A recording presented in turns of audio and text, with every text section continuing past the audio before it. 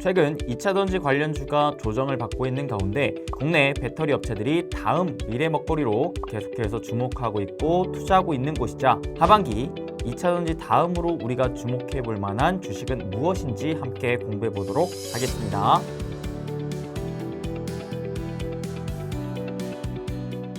행복 반갑습니다. 여러분들의 행복 파트너 수빈쌤입니다. 여러분들 최근에 날씨가 갑자기 또 더워졌죠. 참 날씨가 더웠다가 비 왔다가 아주 그냥 정신을 못 차리게 만드는 것 같습니다. 그만큼 전 세계적으로 기후에 대한 이상현상이 매우 심하죠. 그건 다 지구온난화가 이렇게 만들고 있는 것이고 지구온난화가 계속 심각해지는 만큼 전 세계적으로는 아무래도 탈탄소에 대한 투자가 계속되고 있습니다. 문제는 아직까지도 전 세계적인 탄소 배출량의 절반 가까이가 발전 부분에서 발생하게 되는데 이 발전 부분의 탄소 배출량을 줄이기 위해서는 아무래도 화석 연료 발전 비중을 줄이면서 이와 반대로 신재생 에너지에 대한 투자가 확대돼야겠죠. 근데 신재생 에너지의 근본적인 문제가 뭘까요? 태양이 내리쬐을 때만, 바람이 불 때만 전기를 발생시켜서 쓸 수 있는 구조이기 때문에 만약에 태양광이 강하지 않다면, 바람이 강하지 않다면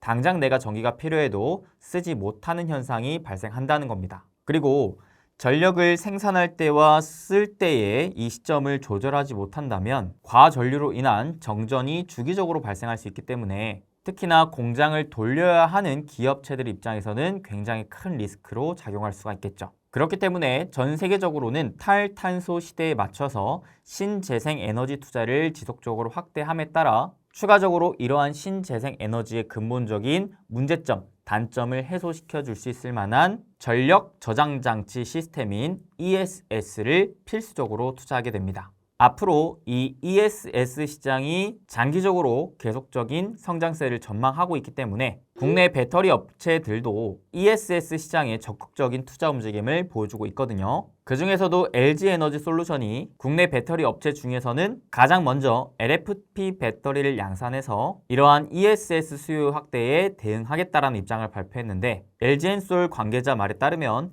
이 ESS 사업이 올해 상반기보다는 하반기에 북미 지역의 전력망 프로젝트 중심으로 해서 매출이 급증하며 견조한 실적을 이뤄낼 수 있을 것이란 전망까지 내비치고 있습니다. 그래서 오늘은 이 ESS에 대해서 좀 더 면밀하게 공부해보는 시간 가져보도록 할게요. 그러면 본격적인 시청 앞서 좋아요, 구독, 알림 설정 한 번씩만 꼭꼭꼭 부탁드리겠습니다. 감사합니다. 다들 아시겠지만 ESS는 에너지 저장 시스템을 통칭하는 말입니다. 우리가 다양한 경로로 전기를 만들어서 쓰게 되는데 그 전력이 생산되는 시점에 에너지를 저장하는 모든 종류의 시스템을 말하는 게 바로 ESS라는 거죠. ESS는 크게 4가지로 구성이 된다고 합니다. 우리가 익히 알고 있는 2차전지 배터리, 그 다음에 이 배터리의 전압 전류 온도를 감시하고 제어하는 BMS. 참고로 이 배터리와 BMS를 합친 거를 우리가 통칭 배터리 팩이라고 부릅니다. 그 다음에 배터리와 EMS 사이에서 직류, 교류로 변환한 다음에 전력을 공급하거나 충전하는 전력 변환 장치인 PCS. 마지막으로 이 전반적인 부분들을 감시 제어하기 위한 운영 시스템인 EMS, 크게 이렇게 4가지로 구성되게 되는데요. ESS를 사용해야 하는 이유로는 전력망의 부담을 줄여주는 이유도 있거니와 무엇보다도 전력망 안정화를 시키는 역할을 ESS가 하기 때문입니다. 아무래도 풍력이나 태양광과 같은 신재생 에너지로 전기를 만들어서 쓰게 되면 전력 생산량 자체가 일정하지 않기 때문에 주파수나 전압 등 전력을 공급하는 입장에서 굉장히 불안정할 수 있거든요. 그래서 ESS를 통해서 이를 안정화시키고 무엇보다도 내가 필요할 때 바로바로 쓸 수 있게끔 저장하는 역할을 하기 때문에 지금까지 시장에서는 신재생 에너지 투자를 확대함에 따라 필연적으로 같이 투자를 해야 하는 영역으로 ESS를 계속해서 꼽아내고 있습니다. 근데 이 ESS가 기존의 전기차에 들어갔던 2차전지 배터리와 조금 다른 건 뭐냐면 아무래도 이동하는 게 아니라 고정해서 쓰기 때문에 에너지 밀도가 크게 중요하기보다도 화재가 발생하지 않는 안정성이 더욱더 중요하다고 합니다. 그 다음에 에너지 밀도와 단위당 가격이 중요한 것인데 이런 것들을 통칭적으로 따져봤을 때 현재 가장 이상적으로 쓰이고 있는 게 바로 리튬 이온 배터리라는 거죠. 근데 그 리튬 이온 배터리 중에서도 가급적이면 안전하고 가격이 싼 LFP 배터리가 선호되어 쓰여지고 있다고 합니다. 그런데 지금까지는 아무래도 이 리튬이온 배터리 자체가 가격이 원체 비쌌다 보니까 각 가정이나 상업적으로 사용하기에는 비용적인 부담이 있어서 빠르게 상용화가 되지는 못했었는데, 최근에 전기차가 보조금과 세액공제 혜택을 받으면서 본격적으로 보급이 되면서 이 리튬이온 배터리의 대량 양산 체제가 갖추어지고 있기 때문에 전기차의 대중화와 함께 리튬이온 배터리 가격이 하락하면서 점점 이 가격 메리트가 생기고 있다는 것이죠. 그래서 기존에 써야 하는 건 알았지만 비싸서 못 썼던 것들을 점차 가격 메리트가 생기기 때문에 사용하는 사용처들이 더욱더 많아지고 있는 흐름이라 이해하시면 될 것 같습니다. 그래서 최근에 전기차 관련 보조금이 줄어들고 있고 금리 인상 흐름에 따른 고금리 기조가 계속 유지되고 있는 상황 속에서 점차 전기차를 구매하는 수요자들이 예전에 비해서는 조금씩 줄어들고 있기 때문에 전기차 시장 내에 각 완성차 업체들이 서로 간의 가격 경쟁력을 펼치면서 공급을 늘리는 거에 비해 수요가 줄어들음에 따라 리튬 이온 배터리 가격이 급격히 하락세를 겪는 흐름 자체가 오히려 ESS 시장에서는 호재로 작용하고 있다고 보시면 될 것 같습니다. 왜냐하면 기존에는 써야 하는 필요성이 있음에도 불구하고 비싸서 못 썼는데 그 가격이 떨어지고 있기 때문에 기존에 투자하지 못했던 업체들을 중심으로 새로운 수주 프로젝트가 왕성하게 이뤄지면서 ESS 시장이 커져갈 수 있기 때문에 그렇습니다. 그래서 오히려 전기차 시장에서의 수요가 죽는 흐름에서의 리튬이온 배터리와 리튬 가격의 하락세가 걱정되시는 분들은 역으로 하반기 이후로부터는 이 ESS 시장을 한번 공부해 보시는 게 좋지 않을까 생각이 들었고요. 작년부터 2차전지 배터리를 공부하신 분들은 가장 중요한 지표이자 큰 호재거리로 볼 수 있었던 게 미국의 IRA 정책과 유럽의 친환경 관련 정책이었다는 것을 알 수 있을 겁니다. 그에 따라서 전기차 시장으로의 보조금과 세액공제 혜택이 크게 투자 집행이 되자 그 투자금을 발판으로 2차전지 배터리 시장이 크게 성장했기 때문이었죠. 근데 앞으로 이러한 모멘텀을 ESS 시장에서도 기대할 수 있을 만한 게 첫째로는 미국의 경우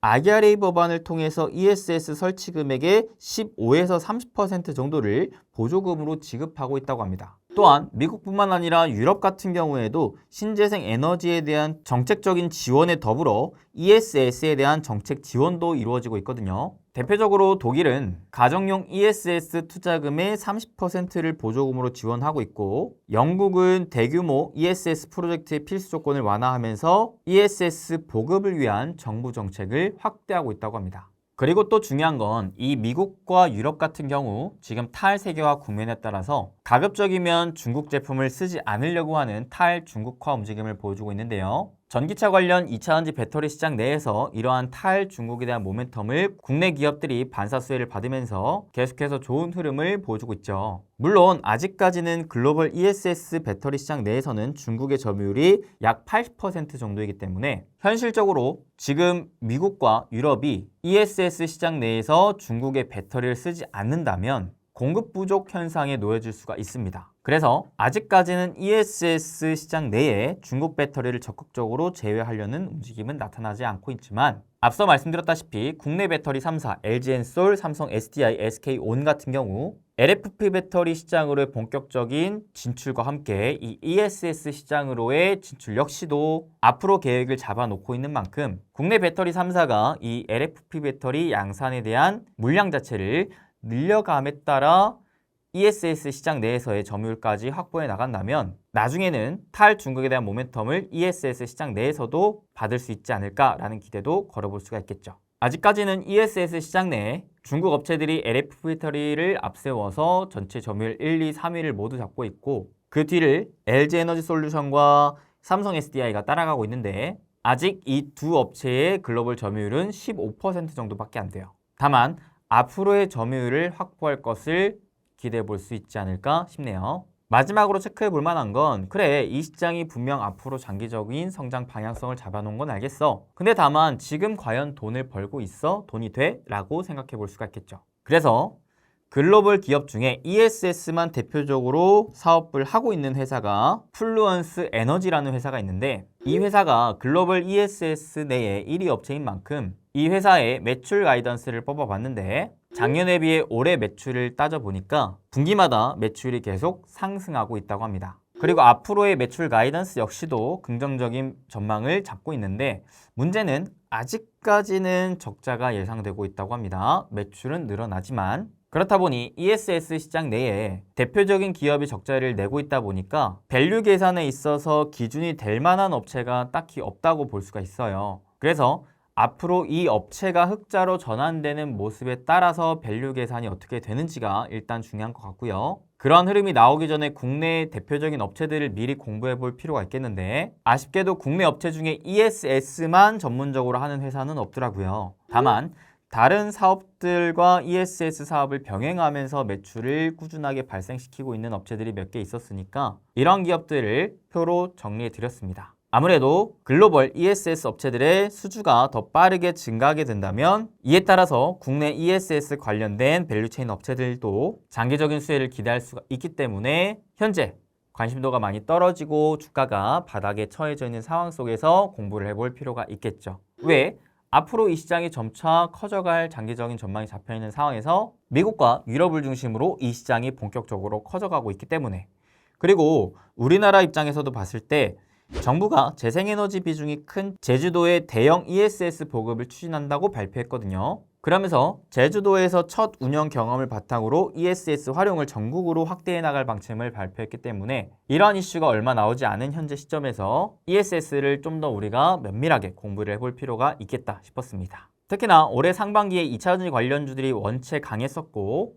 최근에는 그 강했던 흐름이 살짝 꺾여가고 있는 시점에서 국내 2차전지 배터리 업체들이 새롭게 주목하고 있는 신사업 분야이기 때문에 앞으로는 이러한 부분에 좀 더 관심을 기울여 볼 필요가 있지 않을까도 생각을 했으니까요. 오늘의 내용 역시도 여러분들의 투자에 조금이나마 도움이 되길 바라겠고요. 항상 말씀드리지만 투자는 절대 누군가를 맹신해서 따라가기보다는 여러분들 스스로만의 기준과 확신을 가진 채로 현명하게 소신껏 해야 되는 게 투자이기 때문에 오늘 영상도 여러분들의 투자에 조금이나마 참고의 용도로만 활용하시면 좋을 것 같습니다. 그럼 조금이나마 도움 되셨다면 잊지 마시고 좋아요, 구독, 알림 설정 한 번씩 꼭꼭꼭 부탁드리겠고요. 저는 또 다음에 더 좋은 영상과 정보로 찾아뵙도록 노력하겠습니다.